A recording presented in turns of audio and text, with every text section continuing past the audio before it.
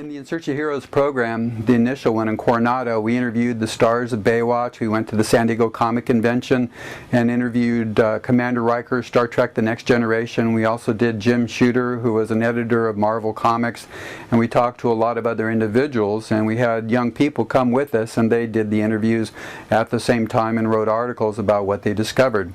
We also went to Magic Mountain, Disneyland, SeaWorld, also in Search of Heroes, and it was interesting, some of the people that the individuals that came with me interviewed to find out what real heroism is.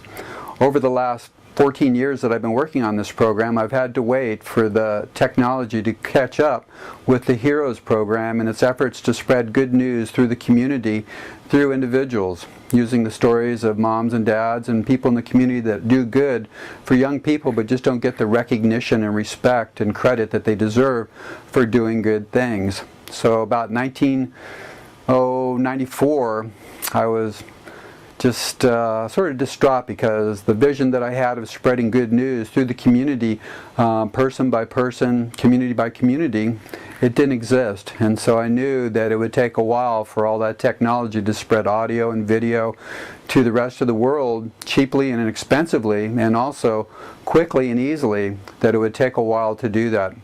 Right around 2002, January, I went to the first big seminar, and I realized that nobody was documenting the internet and the success of the individuals on the internet. So I raced home and brought my camera back to take photos of the big seminar #1. And then I started going to all the different seminars where all the speakers were talking about how to make money on the internet, and taking photos and creating themed photo albums of each of the individuals that attended, and putting the names on those faces so everybody could remember who everybody was and create a sense of community. And also I allowed people to download their photos for free so that they could use it on their websites. And this way I hope to build a sense of community with the internet, and also enlist the aid of the top leaders in marketing, search engine optimization, Google AdWords, all the different ways of making money, and to use that to help young people in each community make money not only for themselves and their families, but also for the entire community. And it's been very successful. It's called the theory of reciprocity. By going to all those seminars and taking photos of all the people and creating photo albums, we become one large family.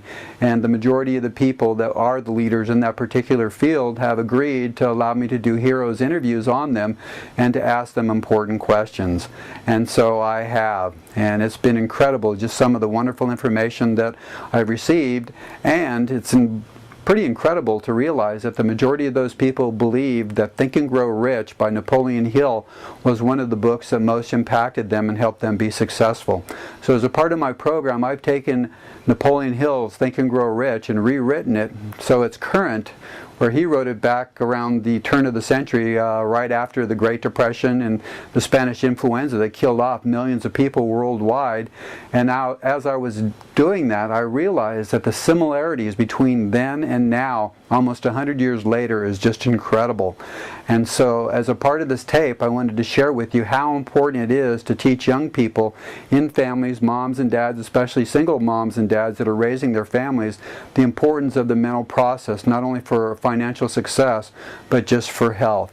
And to help me do that, I brought along a number of my other characters that I've created during my lifetime, that I've lived that life to make sure that I understood what was going on. So the people that I'm going to be introducing to you is Ralph Zuranski in the alternative medicine field, and then Captain Biorhythm, who is my character that I created in the skateboard industry and also the health industry, who is the right brain personality, and then Ralph the tennis pro.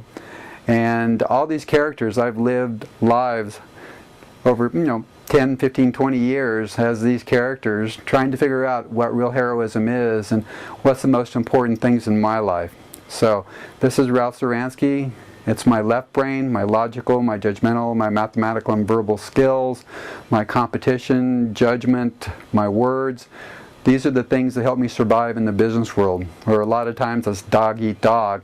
And it's important to understand that your left brain is incredibly valuable, especially if you use it in combination with your right brain, because we want people to be whole brain thinkers and use mind mapping and using both sides of their brain, the creativity and the spontaneity, as well as the logic and the judgment. So this is my story. I hope you enjoy it.